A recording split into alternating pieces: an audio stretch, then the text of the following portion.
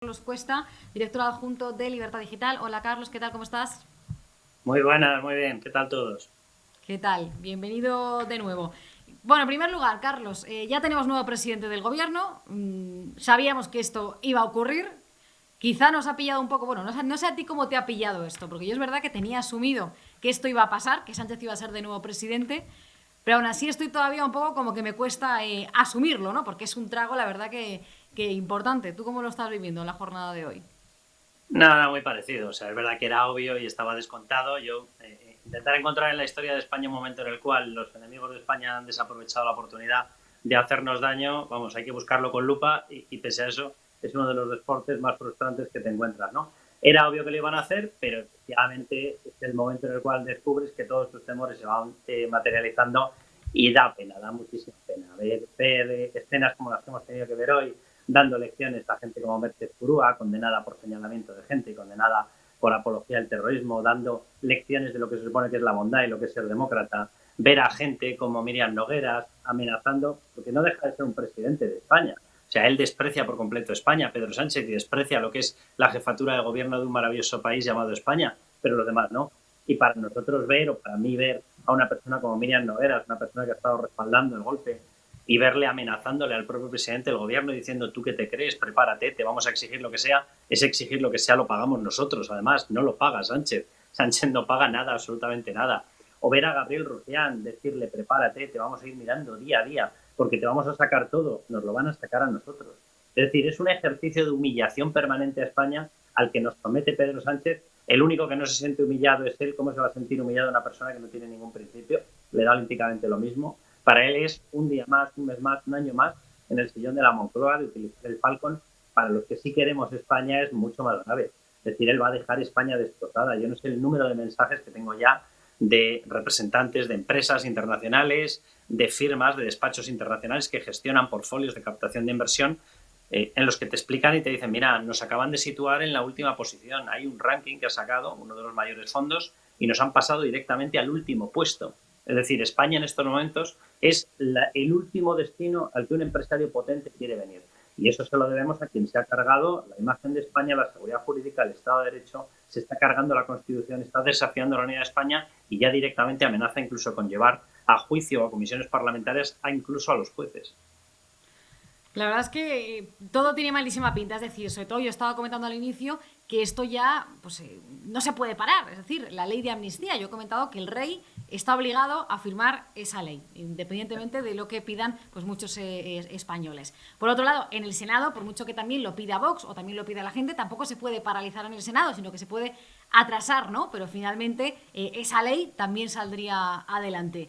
Desde Europa yo personalmente tampoco tengo ninguna esperanza. Hoy hemos visto a Ursula von der Leyen a través de un tuit felicitando a Pedro Sánchez por esta victoria. Entonces, Carlos, ¿qué hacemos? ¿Qué esperamos como periodistas, como españoles, que pueda pasar en los próximos meses y años en España? Mira, lo primero déjame que una los dos términos que acabas de mencionar, porque a mí muchas veces, y seguro que a ti también, se nos ha criticado por ser periodistas comprometidos por España. O sea, Sí, muchas veces.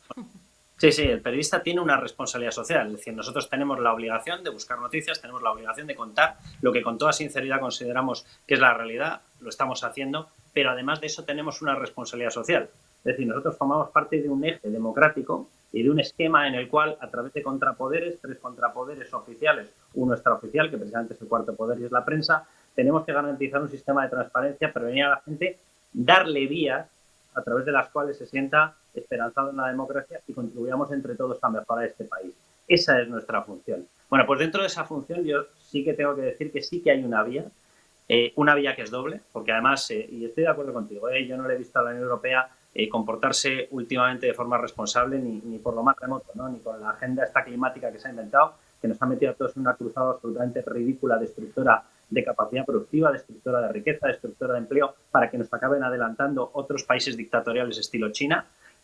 Pero al margen de eso sí hay una vía, y es una vía que además están perfectamente inmersos los poderes institucionales españoles judiciales y lo tienen clarísimo que van a llegar hasta el final y te lo dicen abiertamente. Y es la vía del Tribunal de Justicia de la Unión Europea, que no tiene nada que ver con esa farsa llamada Tribunal Europeo de Estrasburgo de Derechos Humanos. Y digo farsa porque no forma parte del orden jurisdiccional. Entonces, a mí esta historia de que haya un tribunal político que es capaz de parar los pies a tribunales de jueces no me gusta, porque yo sí creo en la democracia liberal. Ese Tribunal de Justicia Europea tampoco es la Comisión Europea, que no deja de ser un organismo plagado de políticos que, bueno, tienen los intereses que tienen repartidos entre los partidos que acaban negociando esas instituciones. El Tribunal de Justicia Europea, aunque se conforma por jueces que están elegidos por los países, al final, hombre, no hace falta ser Einstein para darse cuenta de que uno de 27 Estados miembros no tiene una capacidad definitoria para marcar cómo puede ser el signo de una sentencia. Y eso es lo que le va a pasar en estos momentos a Pedro Sánchez. Ese Tribunal de Justicia Europea es plenamente accesible por nuestros jueces y va a haber 4.000 casos de amnistía en los cuales se van a poder instar recursos prejudiciales ante ese Tribunal de Justicia. Por las conversaciones que ya se están manteniendo a través del Consejo Nacional del Poder Judicial, a través de asociaciones judiciales como la APM, la información que está llegando de magistrados y jueces del Tribunal de Justicia Europea es que son plenamente sensibles a lo que Rebeca, tú o yo o toda la gente que nos está viendo estamos defendiendo. Que esto es una vulneración absoluta, y tomo incluso palabras de la propia Declaración Institucional del Consejo General del Poder Judicial, cuando no una abolición del Estado de Derecho. Y en Europa no puede haber un país que se cargue el Estado de Derecho, porque forma parte del artículo 2 del Tratado de la Unión y si te conviertes en una dictadura te tienes que marchar o te echan. De hecho, la primera fase que se aplica es una cosa denominada régimen de condicionalidad, en la cual se te suspende el envío de fondos. En estos momentos, para que nos hagamos una idea, solamente la Seguridad Social, y solo la Seguridad Social, el pagador de las pensiones, tiene ya una deuda acumulada de 106.000 millones. Como a Pedro Sánchez se le corte, simplemente en ese primer paso, en el régimen de condicionalidad, se le corte el envío de fondos, no le llega la camisa, pero vamos, ni a la cintura ni a pasado mañana. Amén de todo esto, él ha pactado una serie de compromisos de gasto, por ejemplo, con Sumar. Los indicadores que tenemos más recientes, los oficiales de la agencia tributaria, están marcando una caída en la recaudación. Es decir, va a tener un problema de pago. Si a eso le sumamos esas acciones ante el Tribunal de Justicia Europea, sí hay una posibilidad de que nos libremos de esto. Es más, si al final acaban dictaminando que la amnistía es ilegal, forma parte de nuestro orden jurisdiccional, esa sentencia es de obligado cumplimiento y los tribunales tendrían que cumplirlo. Y Pedro Sánchez no tendría ninguna herramienta, ningún arma para decir no se cumple lo que me está diciendo el Tribunal de Justicia de la Unión Europea. Y adicional a todo eso, Rebeca, y por animar a la gente, este próximo sábado tenemos otra movilización, hay movilizaciones, las hay todos los días.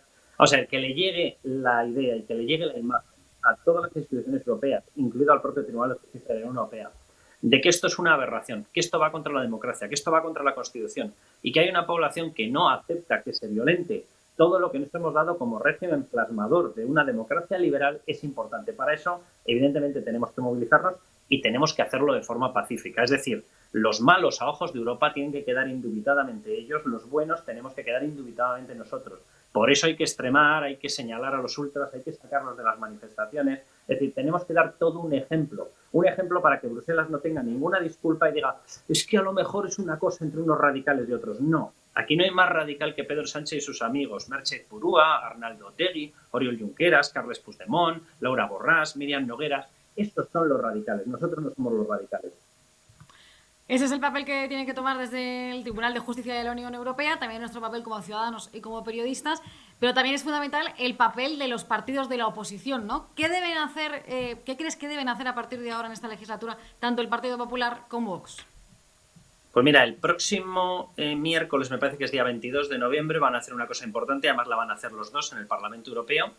Van a ir a la Limón, van a ir, no porque vayan juntos mezclados, ¿no? Sino porque van al mismo objetivo, con lo cual se van a reforzar en el Parlamento Europeo y van a estar allí una exposición y un debate en el Parlamento Europeo que se llama La amenaza al Estado de Derecho de los pactos de Sánchez. Esa labor en el Parlamento Europeo, esa labor en el Parlamento Español, esa labor en cada Parlamento Autonómico, esa labor en cada pleno municipal, esa labor en las calles, esa labor en movilizaciones, esa labor en discursos, esa labor incentivando que la gente tenga esperanza es importantísima. Esa labor de lobby que existe, y es plenamente legal, en las instancias comunitarias. Esa labor de hablar con Didier Reynders y explicarle y decirle tenéis que actuar. Porque esto no es una amenaza solo contra España. No es una amenaza solo contra las libertades y el Estado de Derecho en España. Porque España es uno de los grandes países de la Unión Europea. Y si se tumba una de las fronteras para las dictaduras, en uno de los países se habrá tumbado porque habrá cruzado el perímetro, habrá entrado en las fronteras europeas. Es decir, tendríamos ya metido el germen de una dictadura dentro de la Unión Europea. Esa labor de estar bombardeando permanentemente en la opinión pública, de convencer, de hacer una labor de oposición muy seria, muy firme y dura en las instancias, tanto en las españolas como en las europeas, municipales, autonómicas, etcétera, es importantísima, porque la Unión Europea, que es una especie de diplodocus, y perdón por la expresión, pero medio atolondrado la mitad de los días, hay que conseguir que sea consciente de que esto no es solamente un problema para nosotros, es que puede ser un problema para toda la Unión Europea. Es que si entra dentro del euro, si entra dentro del espacio comunitario, el descrédito de que ya ni el artículo 2 del Tratado de la Unión se respeta, que Europa se ha convertido en un espacio absolutamente inestable, no es que no vaya a querer venir ninguna empresa a España, es que no va a querer estar ninguna empresa en Europa, porque nosotros funcionamos con una cosa que se llama pasaporte comunitario. Ese pasaporte comunitario permite que cualquier empresa que se instale en Francia, en Italia, en España, en Portugal, puede operar en todo el resto. Si tú sabes que hay un virus dictatorial, si tú sabes que te pueden empezar a dictar determinadas sentencias unos jueces que no son jueces, sino que son marionetas, aquí no va a quedar ni el tato. Y simplemente ya por el puro egoísmo de esos burócratas que vemos permanentemente en Europa, que vayan pensando que ya no sean nosotros, por lo menos que piensen en sus sueldos. Si se cargan la institución europea, se van a cargar sus sueldos. A ver si así, Rebeca, los sensibilizamos un poco. Pues ojalá que sí, ojalá que haya alguna opción de hacer algo contra lo que está ocurriendo. Muchísimas gracias, Carlos Cuesta, director adjunto de Libertad Digital, por estar con nosotros. Y ese ánimo arriba, ¿eh? Ese ánimo arriba, que esto no ha hecho más que empezar. Hay que levantar el ánimo. Es verdad que hoy estamos un poco bajos, Bueno, pues pero bueno, arriba. seguiremos, que hay que seguir. Nuestra labor también la tenemos que hacer y vamos a seguir haciéndola. Gracias, Carlos. Un abrazo.